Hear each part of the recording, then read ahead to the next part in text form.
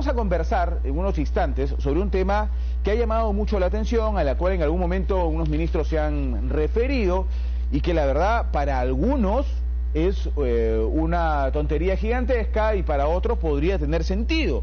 Así es que nosotros vamos a conversar en unos instantes con el doctor José Angulo, que es experto en Derecho Laboral. Me estoy refiriendo al tema del salario mínimo diferenciado por regiones.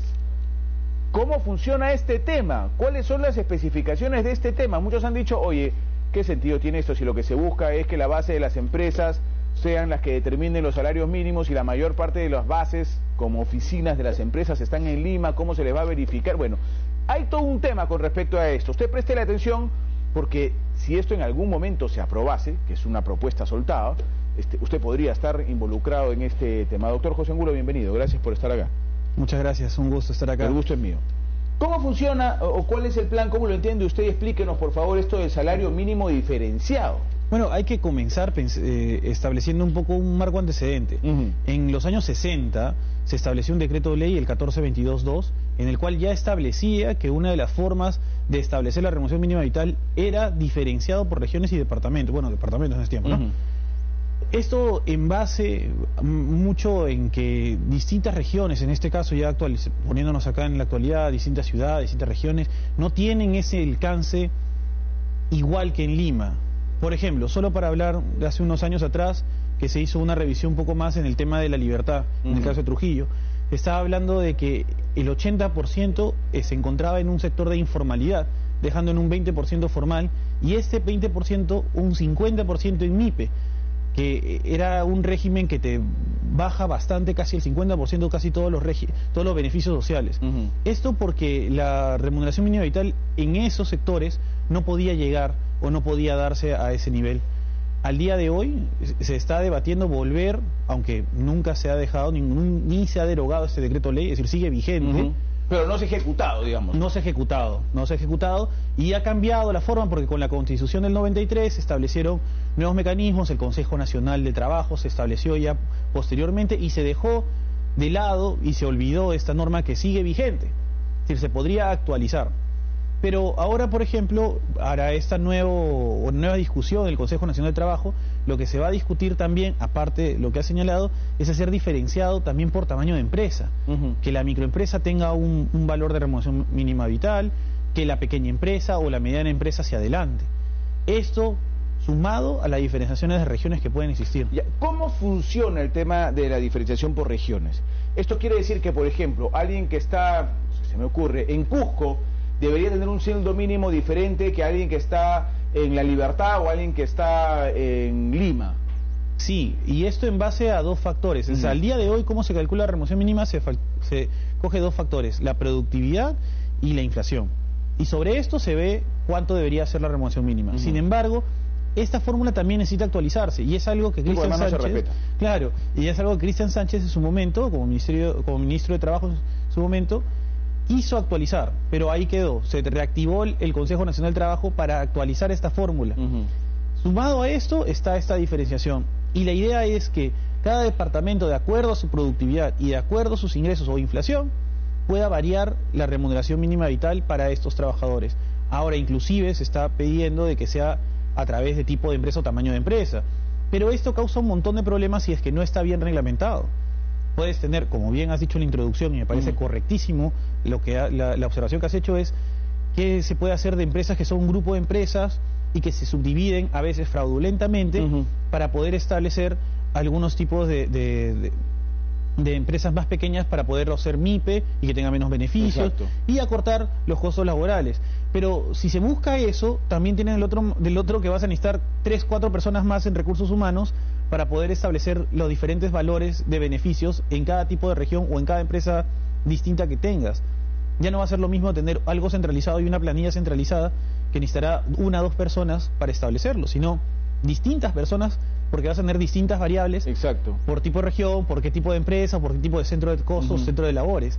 Va a ser algo mucho más complicado. ¿Cómo se va a verificar el cumplimiento de estas empresas si muchas de ellas tienen la sede administrativa, por ejemplo, en Lima, ¿no es cierto? Porque empresas, ponte, pues, Yanacocha, ¿no es cierto? debería tener una sede principal en Cajamarca, pero su sede administrativa principal está en Lima. ¿Cómo puedes verificar que los trabajadores de Cajamarca deban tener un sueldo mínimo a diferenciación de los de Lima si la sede central administrativa es en Lima? Va a tener que operarse, me imagino, por centro de costos y establecerse tal vez alguna forma fiscalizable, como tú has dicho, correctamente y objetiva. Porque te pongo un caso, imagínate lo que podría causar para mi empresa, es decir, siendo yo empresario. Imagínate, yo tengo contratados a un grupo de personas que estén, digamos, en la mina, en Cajamarca, y Cajamarca tenga una remuneración mínima vital menor a unos que estén en Lima. Al final, si yo desplazo trabajadores de Lima y otros de Cajamarca, pero que todos trabajen en Cajamarca, voy a tener trabajadores que realizan la misma actividad diferenciados en dos tipos de remuneraciones o dos tipos de beneficios. ¿Qué podría alentar esto? Que la remuneración no sea establecida por ley, sino negociada directamente, y tal vez algún tipo mayor de sindicalización o representatividad de trabajadores para negociar directamente cuándo va a ser nuestro sueldo mínimo o los beneficios derivados del sueldo mínimo, como la asignación familiar. ¿No sería un descontrol eso? Totalmente. Yo creo que podría ser, si es mal presentada esta propuesta sin respetar todas estas eventualidades, un descontrol, como sí, tú claro, señalas. Me parece que me da la impresión que lo estamos metiendo en un arroz con mango. Es que la verdad es que sí, no entiendo esta variación que se quiere hacer ahora. ¿Tú lo ves viable? Mira, yo antes de entrar a tratar de revisar la remuneración, porque el impacto que da la remuneración mínima al subirlo causa un impacto fuerte en la formalización, pero no se ve, por ejemplo, las ayudas que se puede dar a los empleadores.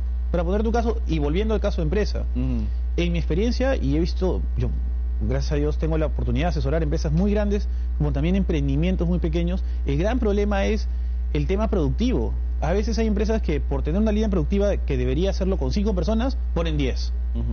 Y al final dicen, no, mis costos laborales son muy altos, tengo que pagar mucho. Bueno, pero si tu productividad o tu eficiencia no es la requerida, entonces estás muy mal. Pero a veces el Estado no da esa mano, nos trata de ver que la productividad es solo el costo laboral, pero no es eso, también puede ser factores o ayudas para producir mejor, algunos beneficios. La descentralización en el nivel país podría ser con beneficios tal vez a algunos tipos tributarios o inclusive societarios o de capacitación en ciertos otros países. Arequipa podría ser como que un hub o un punto en donde se podría ver temas, digamos, no sé, de minería, pero especializada en ciertos puntos. Ya, todas esas empresas tendrían que migrar allá. Trujillo de otro tema, Piura en otro, siendo que Lima ya lo descentralices porque se encuentra totalmente llena. Y hablando del tema de los sueldos mínimos diferenciados por regiones, deberíamos determinar que en ser Lima la capital, y teniendo un país centralista, el sueldo mínimo más alto estaría en la capital. Eso es lo que se busca, ¿no? Es decir, que siendo acá el país donde la canasta básica es mucho más alta que en cualquier otra parte, se tenga una mayor remuneración mínima. Ahora, existe dos formas, ¿no? Que o suba a Lima y a las demás las estanques, pero el gran problema es que a la fecha se trate de bajar la remuneración en otras regiones, lo cual yo creo que no es inconstitucional, pero sería retirarle ciertos derechos, es decir, podría caer cierto problema con la población, ¿no? Además es recontra impopular. Así es. Y eso el presidente no lo va a hacer. El presidente está buscando levantar popularidad en estos momentos, ¿no es cierto? Y está haciendo mucho esfuerzo para levantar y mantener su popularidad. No creo que tome una decisión que tenga que ver con el rompimiento de esta popularidad. Y un tema muy importante es que Perú no es el que tenga el sueldo más alto de la región. Es decir, por encima tenemos a Brasil, a Chile, no, la mayoría, Argentina, casi todos los países. Sí, claro, casi todos los países tienen el sueldo mínimo más alto. No estoy seguro, pero me parece, si no estamos cerca, Bolivia nos gana también el sueldo mínimo. Es decir, tenemos solo por debajo a Bolivia y México. Bolivia y México. Y México. Bueno, México siendo un país grande, pero están con problemas también. Pero igual, o sea, miren, estamos hablando de toda la región americana, tenemos solamente 2 países por debajo nuestro. Eso habla mal de cómo se ha venido tratando el tema del sueldo mínimo.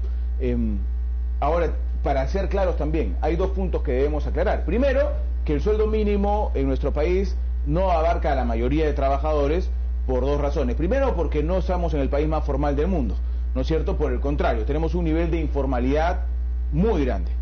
Y en segundo lugar, que la mayor parte de trabajadores están en empresas medianas grandes del sector, me refiero formal, y estos no ganan pues sueldo mínimo, ¿no es cierto? No, bueno, y ahí, como te comentaba, por ejemplo, solo, y como ejemplo, para poner Trujillo, del 80%, del 100% de trabajadores que existen, 80 se encuentran en informalidad, te queda un 20%. Del 20%, 50 están en microempresas, en MIPES.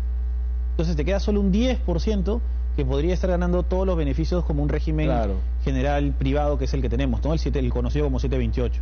Pero anterior a ellos vas a ver el bajón que existe. Y esto repercute en todo, desde impuestos hasta lo que hace poco estuvimos discutiendo sobre el tema de jubilación anticipada. El tema de la jubilación, el tema de las AFPs, que cada vez se pone más duro, pero esto se hila porque tampoco tienen ingresos, y no tienen ingresos porque la mayoría está en informalidad. También el tema de SUNAFIL, que es los inspectores, tratan de revisar temas informales, pero después, ¿ante quién pueden ir si es que no existe una persona a cargo, un ente, si son entes abstractos? La informalidad de ser autónomos, mucha gente independiente, muchos locadores de servicio. Eso es algo que se podría ver, y en el Estado aún más. En el Estado hay muchos locadores de servicios que también son llevados irregularmente cuando existen pues el régimen servir, ¿no? Y todo esto atañe, porque al final a ellos, si va a querer hacer la remuneración o establecer remuneraciones mínimas, a ninguno de ellos les va a tocar, y es nuestro 70% de masa de trabajadores, de personal, y ¿no? usted dice algo importante, porque en el Perú, doctor Angulo, mientras nosotros estamos pensando en el sueldo mínimo y la formalidad, si nuestro propio Estado se maneja en base a no temas necesariamente formales, seamos sinceros, muchos trabajadores del sector público no son trabajadores que están en planilla, no son trabajadores que ganan gratificaciones, ¿no es cierto? Muchos están en el sector CAS, que son además elementos que se crearon de manera, entre comillas, momentánea. Se dijeron, un tiempito nomás van a estar en el CAS, no se preocupen, esto es un puente para que pasen todos a las 7:28. Mentira, pues ¿cuánto tiempo vamos con el tema del CAS? Y no se movió nada, y uno de los que alimenta esto es el sector público. Y exactamente lo que tú dices, ¿no? El CAS era algo momentáneo para tratar de llevar a todos al 276, pero al final ese 276 resultó siendo ya un mamut que está casi muerto, y crearon el régimen del servicio civil. Pero sin embargo, hasta el día de hoy no existe este traspaso claro y absoluto de todos, teniendo un régimen CAS que todavía sigue vigente, a pesar de que ya se viene discutiendo cómo va a ser la forma de eliminación del mismo, pero el que he visto que ha reapuntado es el de los servicios de terceros, ¿no? Existiendo el Registro Nacional de Terceros, en el cual ya puedes contratar comúnmente locador de servicios, que no tienes ninguna protección contra los beneficios, ninguna protección laboral ni beneficios sociales, ¿no? Sí, claro, y también en el sector público hay una muy buena cantidad de terceros. Una muy buena cantidad de terceros. Cuando debería ser el primer punto en el que se debería comenzar a eliminar ese tema de terceros. No solamente por ser un tema injusto laboralmente, sino por ser además normativamente incorrecto. ¿Me equivoco, doctor? Es decir, el tema de terceros es básico y es legal, es viable, pero y cuando se trata de un servicio autónomo, independiente y libre, es vial para, por ejemplo, tal vez un asesor externo momentáneo, ¿no es cierto? O para que alguien te haga un servicio determinado por un plazo pequeño. Se supone que para eso es el servicio por terceros. Exactamente. Pero no para un trabajador. Claro, no. La diferencia entre un servicio o un locador o un recibo por honorarios, como comúnmente le dicen, y un trabajador es mi puesta a disposición de mi mano de obra. Es decir, yo inicio un servicio, tengo un inicio y un fin, te reparé tu laptop, me entregas tu laptop, te la entrego reparada. Tercero. Me dices, por favor, quiero que trabajes conmigo para que cada vez que se malogre mi laptop, estés ahí y me lo arregles.